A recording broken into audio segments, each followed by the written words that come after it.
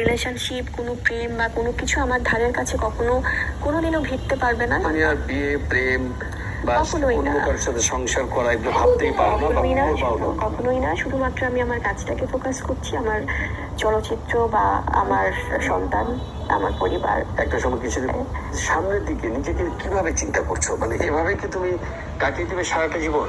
আমি খুব খোলামেলা জিজ্ঞেস করলাম তোমাকে। একদমই ভাইয়া, আমার স্ট্রেট উত্তর, আমি এটাতে চিন্তা করতে একটু সময়ও নেব না, কারণ আমার কাছে মনে হয় আমার সন্তান আমার কাছে সবকিছু।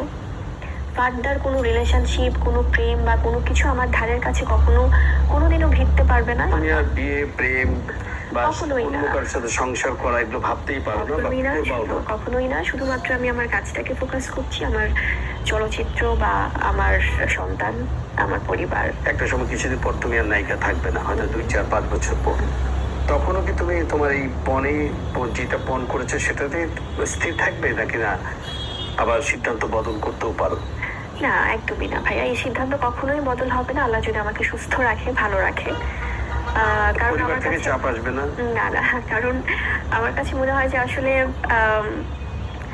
জীবনের এই পর্যায়ে এসে বা যখনই হোক, আমি আমার সম্পূর্ণ সিদ্ধান্তটাই আসলে আমার এভাবেই ছিল বা আমি এভাবেই পথ চলতে চাই। শাকিব খান আবার কখনো তার সন্তানের মায়ায় বা ইয়েতে, শাকিব যদি তোমাকে ঘরে তুলে নিতে চায় তাহলে যাবে? এটা আসলে হয় কি, মানে তোমার জীবনে শাকিব ছাড়া তুমি দ্বিতীয় কোনো পুরস্কার ভাবতে পারো না? না, এটা আমি কখনোই ভাবতে পারি না। সাকিবও তোমার রাজকুমার, আসলে সাকিব বুবলির জীবনে রাজকুমার সাকিব, মানে সত্যি কথা। এটাই ফার্স্ট এবং কিন্তু ইন লাস্ট। ফিউচার কি হবে আমাকে ওভাবেই করে সেটা আসলে সময় বলে দেবে। তোমার ইচ্ছা নেই? কিন্তু আমার কাছে মনে হয় যে তার আগে আমাদেরও একটা কনভারসেশনের জায়গা আছে, আমাদেরও একটা কথা বলার জায়গা আছে, সেটা পারিবারিক ভাবে। এবং আমি বলবো যে এই অন্তত এই কল রেকর্ডে শুনে সবাই বুঝতে পারবে যে বুবলির মতো মানুষ হতে পারবে না, বুবলির মতো মানুষ হতে পারে না, একটা পারফেক্ট মানুষ হতে পারে না, তার প্রতি আমার পারফেক্ট কোনো মানুষ হতেই পারে না। আর ভবিষ্যতে কি হবে আমাদের ভালোবাসা সবার বুবলির প্রতি অবশ্যই থাকবে অবিরাম। সাকিব ছাড়া তুমি জীবনে অন্য কাউকে তুমি এখন আর ভাবছো না বা ভাববাও না? আসলে সাকিব নিজে জানে এটা? আমি কখনো বলেছো? মানে আমি প্রশ্নটা এই জন্য করলাম, যদি কখনো দেখো সাকিব আরেকটা বিয়ে করেছে তখন কি তোমার এই পণ থাকবে? আসলে পণটা যে ওনাকে নিয়েই আঁকড়ে ধরে আছি বা উনি যেটা, এটা ব্যাপারটা তা না। ব্যাপারটা হচ্ছে যে আমার আপাতত করতেই চাচ্ছ কারোর সাথে? আমি যেহেতু আমার ওনার সাথে ইনভলভমেন্টটা বা ওনার সাথে আমার বিয়ে, সন্তান সবকিছু, তো সে আমার জীবনের সেই পুরুষটা একমাত্র তো উনি। তুমি তোমার পণে স্থির থাকো, একটা সময় তো তুমি ছেলে বড় হবে, ছেলে পড়াশোনা করবে, বাইরে যাবে, তারও একটা জীবন থাকবে। কখনো কি ভেবেছো যে তোমার জীবনে একটা দিন আসবে যে একটা বৃষ্টি স্নাত একটা বৃষ্টি ভেজার সকাল দেখার জন্য তুমি একা, বা শেষ বিকেলে বারান্দায় বসে এক কাপ কফি খাবে কারোর সাথে, কেউ তোমাকে জিজ্ঞেস করবে, কেউ দুটো কথা ভালো মন্দ বলবে, তুমি একা। সেই সময় তোমার মনে হয় না যে সেই সময়টা একজন সঙ্গী দরকার? সেই সঙ্গীটা তো আমার এখন আমার সন্তান। আর ওই সময়টা আসলে এটা হয় কি, হিউম্যান বিং হিসেবে সবসময় মনে হয় ভাইয়া, কারণ এখনো হয়তো শুটিং করছি বা কাজ করছি, বাচ্চাকে সময় দিচ্ছি, ওকে টেক কেয়ার করছি, বাট দিন শেষে তো আমরা একা, আমরা সবাই একা। সে আমার একাকিত্বের জায়গা থেকে বা যেটাই হোক হয়তো বা ফিল করি, তখন হয়তো মনে হয় যে আসলে সময়টা তো অন্যরকম হতে পারতো বা হয়। শাকিব খানকে তোমার রাজকুমার করা বা তোমার ভালোবাসা বা বিয়ে করা তোমার জীবনে একটা বড় ভুল সিদ্ধান্ত ছিল, কোনো এক সময় কি এরকম মনে হয়েছে? হয় মনে হয়েছে অবশ্যই, যখন অনেক বিষয়ে যখন আমার ওই মানুষটাকে তো সবচেয়ে আমার কাছে বা পাশে দরকার ছিল, তো হয়তো অনেক সময় পাইনি, বা অনেক সময় মনে হয়েছে যে আসলে এটা তো আমার একার সিদ্ধান্ত ছিল না। এটা কি যখন সেজাত তোমার গর্বে, সেটা অনেক সময় হয়েছে আমেরিকায়, যখন তুমি করোনার সময় ছিল, ওই সময়টা আমেরিকায় বা অনেক সময় হয়েছে এটা আসলে। শুধুমাত্র ওই সময়টা তো অনেক বেশি ক্রিটিক্যাল ছিল যেহেতু করোনার টাইম বা সবকিছু মিলে।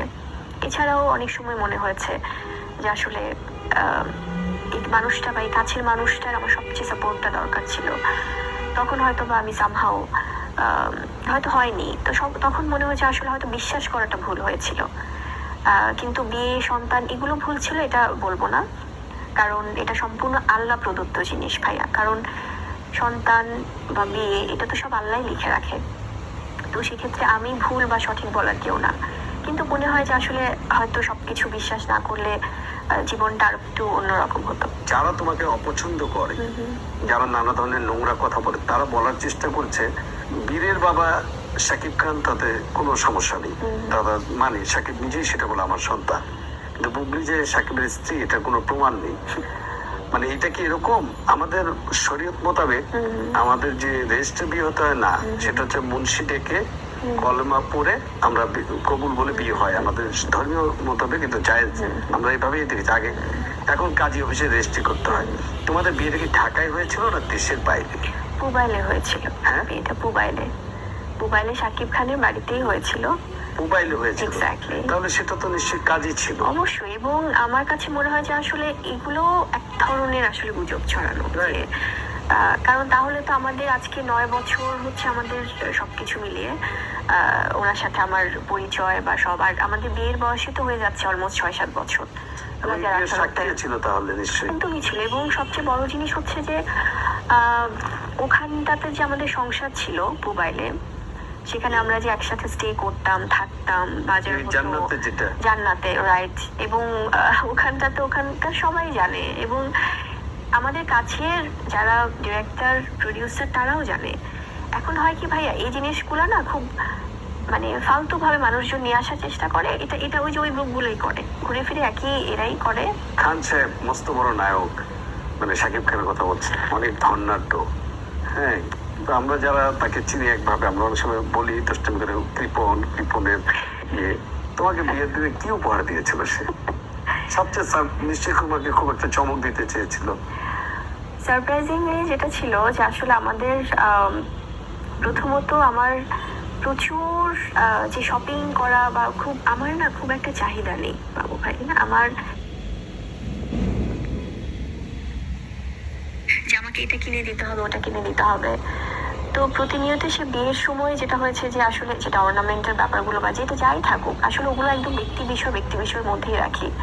কি কি গিফট ছিল বা কারা কি তখন উনি কি দিয়েছেন, কারণ এটা বলে শেষ করা যাবে না, বিকজ প্রত্যেকটা সময় ওনার অনেক স্পেশাল গিফট থাকে। মহারণের টাকা কি ওই দিনে পরিশোধ করেছিল এরকম কিছু? না, ওদিন করেনি, বা বলেছে করবে, এবং করে হচ্ছে তার কিছুদিন পরেই করে দিয়েছে।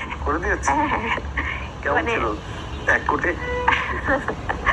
না, এত বেশি ছিল না, কারণ আমাকে সে যখন জিজ্ঞেস করেছে তো তখন আমি মানে বলেছি যে আসলে যেটা আমাদের ইসলামিক শরীয়ত মোতাবেক যেটা হয়, যে যেটা না হলেই না, সেটার কারণ 7 ডিজিটের ছিল না, 7 ডিজিটের নিচে এরকম কাছাকাছি ছিল, কিন্তু টাকার অঙ্ক দিয়ে তো আসলে আমার মনে হয় এটা এক ধরনের এটা একটা ভালোবাসার আসলে বহিঃপ্রকাশ। রাইট।